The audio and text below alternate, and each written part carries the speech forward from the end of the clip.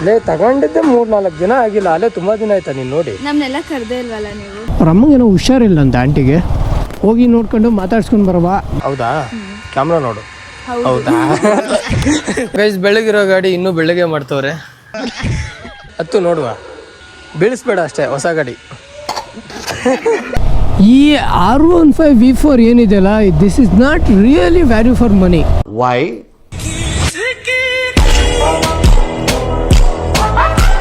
Hello boys and girls, this is Ravi. Welcome back to this channel. I hope ಎಲ್ಲರೂ ಚೆನ್ನಾಗಿದ್ದಾರೆ ಅನ್ಕೊಂತೀನಿ. So ಜಿಮ್ಮಿಗೆ ಹೋಗಿ ರೆಡಿಯಾಗಿ ಬಂದು ಆಲ್ರೆಡಿ ಇವಾಗ 11 ಗಂಟೆ ಆಗಿದೆ. ಸೊ ವಿಷಯ ಏನಪ್ಪ ಅಂದರೆ, ನಿಮಗೆ ಗೊತ್ತಿರ್ಬೋದು ನಾನು KTM already PPF ಮಾಡಿಸಿದ್ದೀನಿ.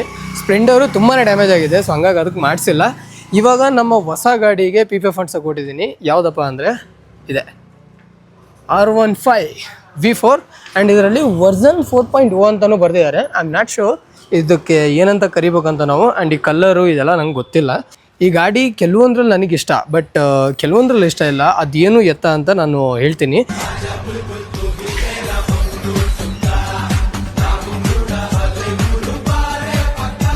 So R7 detailing studio ಇಲ್ಲಿದೆ ನೋಡಿ, ಬಂದಾಯಿತು ನಾವು ಆಲ್ರೆಡಿ. ಅವರೇ ಓನರು ಮುಂದೋಗಿ ತೋರಿಸ್ತೀನಿ. ಅವರು ನಾನು ಇಬ್ಬರು ಜೊತೆಗೆ ಬಂದಿದ್ದು. So R15 ಬಂದಾಯಿತು. ಸೊ ಈಗೇನ ಅಲ್ಲಿ ಸ್ವಲ್ಪ ಗಾಡಿಗಳಿದೆ, ಹಂಗಾಗಿ ಇವಾಗ ಸದ್ಯಕ್ಕೆ ಇಲ್ಲಿ ನಿಲ್ಸಕ್ಕೆ ಹೇಳಿದ್ದಾರೆ. ಯಾಕೋ ಗೊತ್ತಿಲ್ಲ, ಹೆವಿ ಬಿಕ್ಕಳಿಕೆ ಬರ್ತೈತೆ ಈಗ ಒಂದು 5 ನಿಮಿಷದಿಂದ.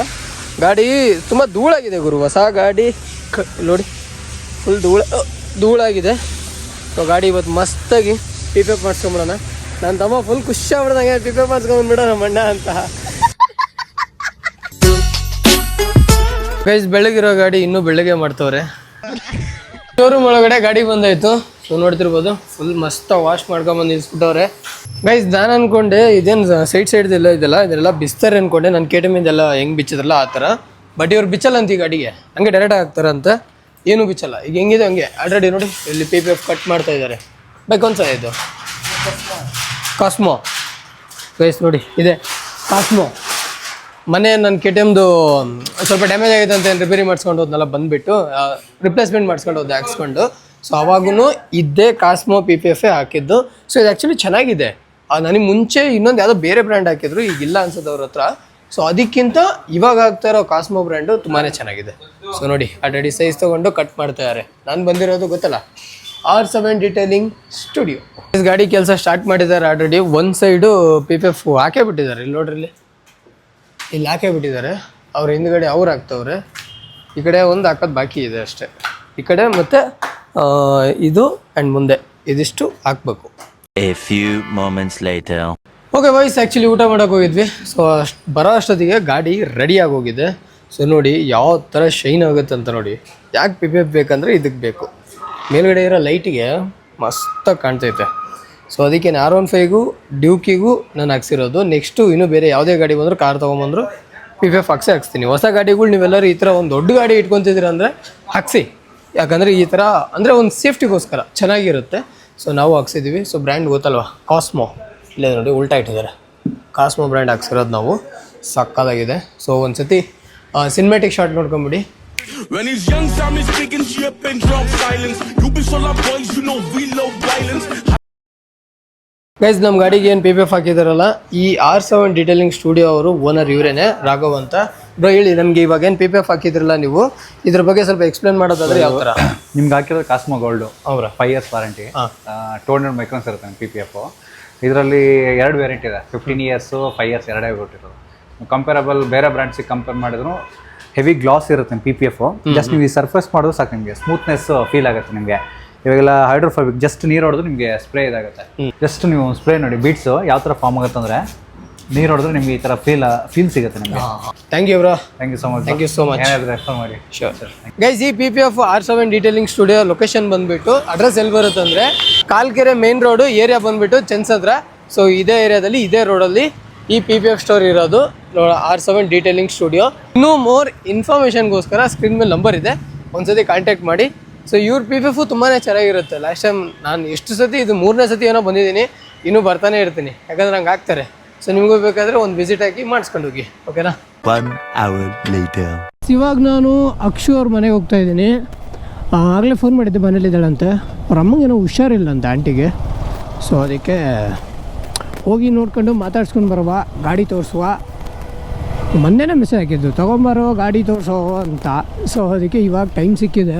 ಟೈಮ್ ಮೀನ್ಸ್ ಮನೆಗೆ ಹೋಗ್ತಿದ್ನಲ್ಲ, ಮನೆ ದಾರಿಲೇ ಅವ್ರ ಮನೆಯೂ ಇರೋದು. ಸೊ ಅವ್ರಿಗೆ ಅಕ್ಷಿಗೂ ತೋರಿಸಿ ಅವ್ರ ಅಮ್ಮಂಗೂ ತೋರಿಸಿ ಹೋಗೋಣ. ಏನಾಯ್ತು ಗುರು ಅಲ್ಲಿ ಡಣ್ಣಂತು ಅಲ್ಲಿಂದನೇ ನಕ್ಕೊಂಡು ಬರ್ತಾಳೆ. ಬಾ ಈಚೆ. ಭಾಳ ದಿನ ಆದಮೇಲೆ ತುಂಬ ದಿನ ಆಯಿತು ನೋಡಿ ನಿಮ್ಮನ್ನ. ಈ ಹೊಸ ದಿನ ಆಯ್ತಾ ನೋಡಿ? ಅಲ್ಲೇ ತಗೊಂಡಿದ್ದೆ 3-4 ದಿನ ಆಗಿಲ್ಲ. ಅಲ್ಲೇ ತುಂಬ ದಿನ ಆಯ್ತಾ ನೀನು ನೋಡಿ? ನಮ್ಮನ್ನೆಲ್ಲ ಕರೆದೇ ಇಲ್ವಲ್ಲ ನೀವು? ಅಲ್ಲೇ ಅವತ್ತು ನಾವು ಫ್ಯಾಮಿಲಿಯವ್ರು ಹೋದ್ವಾ, ಡೆಲಿವರಿ ತಗೊಂಡು ಬಂದ್ಬಿಟ್ವಿ. ಹೆಂಗೈತೆ ಗಾಡಿ? ಕಮೆಂಟ್ಸ್ ನೋಡ್ದಾ? KTM ಮಾಡ್ತೀನಿ ನಾನು. ನಾನು ತಮಾಷೆ ಮಾಡಿದ್ದು ಕಲ್ ಸೀರಿಯಸ್ ಆಗ್ಬಿಟ್ಟಿದ್ದಾರೆ. ಹೆಂಗೈತೆ ಆಂಟಿ R15? ಕೀ ಇನ್ನೂ ಆನಲ್ಲೇ ಐತೆ. ಇದು ಆನ್ ರೋಡಾ? 2:30. ಹಾಂ, ಚೆನ್ನಾಯ್ತಾ? ಓಡಿಸ್ತೀರಾ? ಬೆಂಕಿ ಎತ್ಲಾ? ಕಲರ್ ಮಸ್ತಿತ್ಲಾ? ಚೆನ್ನಾಯ್ತಾ? ಕಲರ್ ಇಷ್ಟ ಆಯ್ತಣ್ಣ? ಹ್ಞೂ. ಇವಾಗ PPF ಮಾಡಿಸ್ಕೊಂಡು ತಗೊಂಬಂದಿರೋದು. HPR ಲೈಟಿಗೆ ಹೋಗಿದ್ದೆ PPF ಮಾಡಿಸೋಕ್ಕೆ, ಮಾಡಿಸ್ಕೊಂಡು ತೊಗೊಂಬಂದೆ. ನಂಬರ್ ಪ್ಲೇಟ್ ಬರಬೇಕು, ನಾಳೆ ನಾಡಿದ್ದು ಬರ್ಬೋದು ಅನ್ಸುತ್ತೆ. ಹೆಂಗೈತೆ ಅಕ್ಷು ಗಾಡಿ? ಚೆನ್ನಾಗಿದೆ. ಚೆನ್ನಾಗಿಲ್ಲ? ಚೆನ್ನಾಗಿದೆ ಅಂದಿದ್ದು. ಇನ್ನೇನು 4 ಗಾಡಿ ಆಯ್ತು ನಿಮ್ಮ ಮನೆಗೆ? 3 Splendor, KTM, R15. Next car ಬರುತ್ತಲ್ವಾ? 4 ಆಯಿತು. ಅದು 4 ವೀಲರು, ಇದು 2 ವೀಲರ್ಸು. ಚೆನ್ನಾಯ್ತಾ? ಕಲರ್ ಹೆಂಗಿದೆ? ಅವಣ್ಣ ಮತ್ತು ಅಕ್ಷು ಅವರಮ್ಮ ಕಲರ್ ತುಂಬ ಇಷ್ಟಪಟ್ಟರು. ನಮ್ಮ ಮನೆಯವ್ರಿಗೆ ಆ್ಯಕ್ಚುಲಿ ಅಷ್ಟು ಇಷ್ಟ ಇರಲಿಲ್ಲ, ನನ್ನ ತಮ್ಮಂಗೆ ಒಬ್ಬನಿಗೆ ಇಷ್ಟ ಇದ್ದಿದ್ದು. ಬಟ್ ಇವ್ರ ಮನೆ ಎಲ್ರಿಗೂ ಇಷ್ಟ ಆಗಿದೆ. ನಿಂಗೆ ಇಷ್ಟ ಆಯ್ತು ಅಕ್ಷು? ಕಲರ್ ಇಷ್ಟ ಆಯ್ತು. ಆಯ್ತಾ? ಫಸ್ಟ್ ಎಲ್ಲ ಯಾವಾಗಿದ್ರು ಬ್ಲೂ ನೋಡಿ ಓಕೆ. ಇದೊಂಥರ ನೀವು ಹೊಸ ಕಲರು ಅಂತ. ಹೌದಾ? ಕ್ಯಾಮ್ರಾ ನೋಡು. ಹೌದಾ? ಓಕೆ, ಹೌದು. ಹೋಗಿದ್ಯಾ? ಒಂದು ರೌಂಡ್ ಹೋಗ್ತೀಯಾ? ಹತ್ತು ಅಕ್ಷು, 10. KTM ತುಂಬ ಅದು ಹೈಟ್ ಇಲ್ಲ, ಇದು ಹೈಟ್ ಇದೆ. 10 ನೋಡುವ, ಬೀಳಿಸ್ಬೇಡ ಅಷ್ಟೇ. ಹೊಸ ಗಾಡಿ. Bike important. ಏಯ್ ಕೂರು.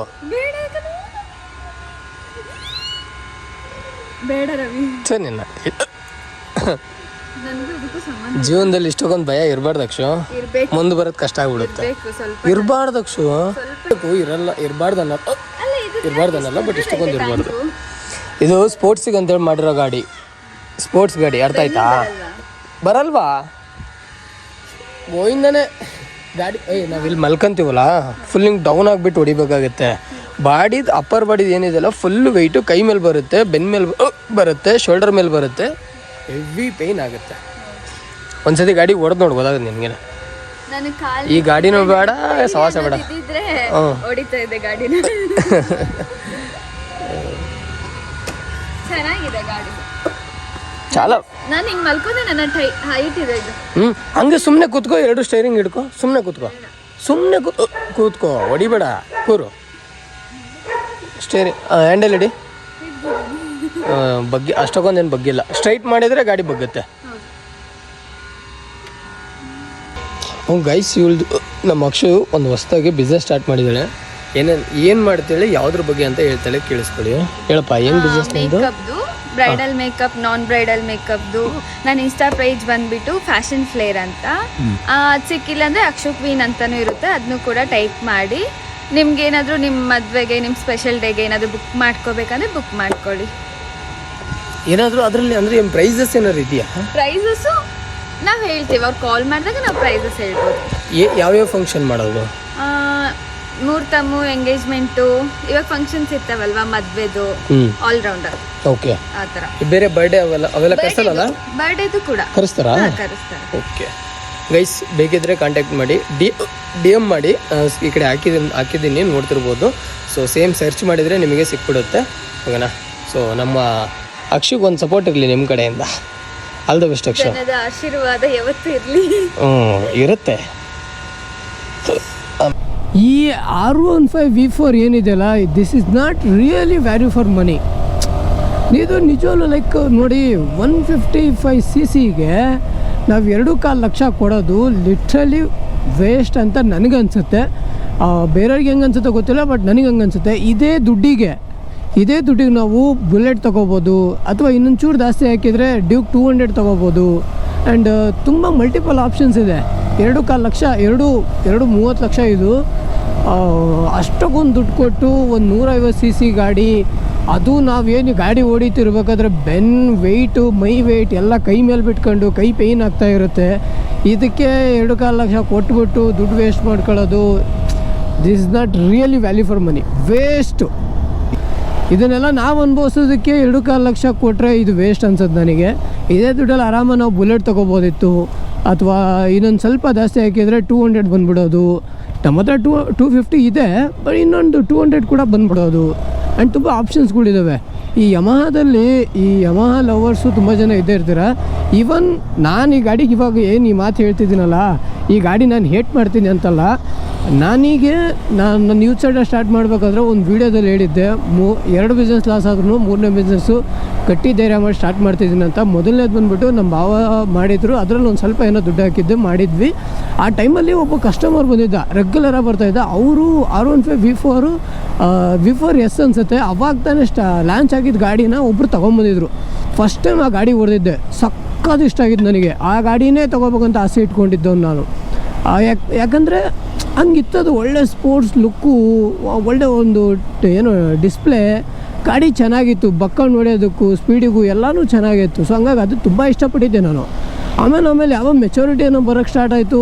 2.25 ಲಕ್ಷ 2 ಲಕ್ಷಕ್ಕೆ ಇನ್ನೂ ಒಳ್ಳೊಳ್ಳೆ ಪವರ್ ಇರೋ ಗಾಡಿಗಳು ಬರುತ್ತಲ್ಲ ಅಂತ ಅಂದು ನಾನು ಡ್ಯೂಕ್ ತೊಗೊಂಡಿದ್ದು.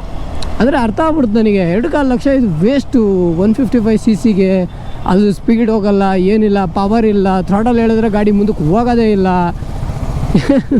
ಸೊ ಹಂಗಾಗಿ ನನಗೆ ಬೇಡ ಅನ್ನಿಸ್ತು, ನಾನು ತೊಗೊಳ್ಳಿಲ್ಲ. ನಮ್ಮ ಮುಟ್ಲೂ ಇಲ್ಲ. ನನ್ನ ತಮ್ಮಂಗೆ ನಾನು ತುಂಬ ಹೇಳಿದೆ, ಬೇಡ ಕಣೋ ಅಂತಂದು. ಸ್ಪೀಡ್ ಒಳ್ಳೆ ದೊಡ್ಡ ಗಾಡಿ ತೊಗೋ ಅಂತ ಅಂದೆ. ಏನಕ್ಕೆ ಅಂದ, ಸ್ಪೀಡಿಗೆ ಅಂದೆ.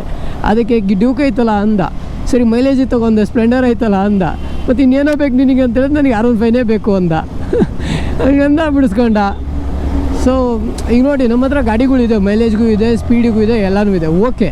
ಬಟ್ ಯಾರಾದರೂ R15 ಅವ್ರ ಹತ್ರ ಒಂದೇ ಗಾಡಿ ಇರುತ್ತೆ ತೊಗೊತೀನಿ ಅನ್ನೋರಿಗೆ ನಿಜವಾಗ್ಲೂ ಇದು ನಾನು ಸಜೆಸ್ಟ್ ಮಾಡಲ್ಲ. ನಮ್ಮ ಹತ್ರ ಗಾಡಿ ಐತೆ, ನಾವು ತೊಗೊಂಡಿದ್ದೀವಿ ಹಂಗಂತೇಳಿ ನಾವು ಇದ್ರ ಬಗ್ಗೆ ಒಳ್ಳೆಯದೇ ಮಾತಾಡಬೇಕು ಆ ಥರ ಸೀನ್ ಇಲ್ಲ. ಯಾಕಂದ್ರೆ ನಮಗೆ ಯಾವ ಬ್ರ್ಯಾಂಡ್ ಏನು ಫ್ರೀಯಾಗಿ ಕೊಟ್ಟಿಲ್ಲಲ್ಲ, ನಾವು ದುಡ್ಡು ಕೊಟ್ಟು ತಗೊಂಡಿವಿ.